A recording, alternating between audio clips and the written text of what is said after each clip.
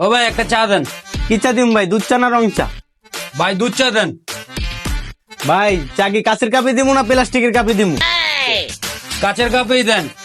ভাই দুধ কি বেশি দিমু না কম দিমু? ভাই একটু বেশি দেন। ভাই চা কি হাফ দিমু না ফুল দিমু? ভাই ফুল দেন, ফুল। আচ্ছা ভাই বোন দিতাছি। হালার পর হালা চাটা খায়ালি পরে তোর মজাটা যাইতেছে।